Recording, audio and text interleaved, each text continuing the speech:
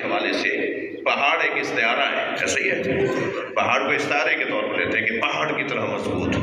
اب پہاڑ سب سے زیادہ ہمارے نزدیک مضبوط ہے تو ہم مجبور ہو جاتے ہیں کہ جب ہم کبھی کسی کے استحکام اور استقلال کی بات کریں تو پہاڑ کے ساتھ تشبیہ دیں، جبکہ ان کی پہاڑ کے ساتھ تشبیہ دینا یہ ان کی بے ادبی ہے. مگر کیا کریں کہ ہمارے پاس اس کے علاوہ الفاظ نہیں ہیں.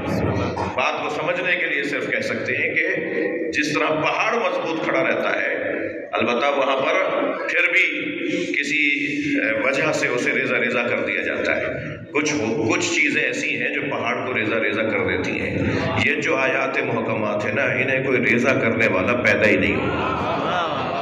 انہوں نے کربلا کے میدان میں ثابت کیا ہے کہ انہیں کوئی ریزہ کرنے والا پیدا ہی نہیں ہوا. کسی کا وجود ہی نہیں ہے کہ جو انہیں ٹکڑے ٹکڑے کر سکے. یہ وجود وہ وجود ہے کہ جو اپنی جان دینے کے بعد بھی سب سے زیادہ زندہ ہے. توجہ ہے بات کی.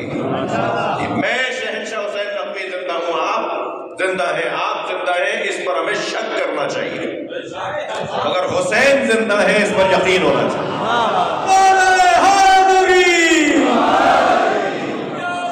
کیسے سمجھیں گے؟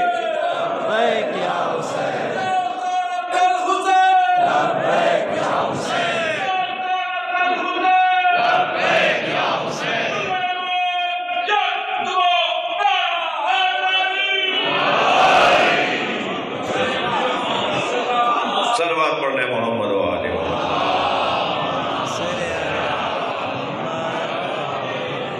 قرآن میں هو الذی انزل، وہ اللہ جس نے رسول تمہارے پر قرآن کو نازل کیا.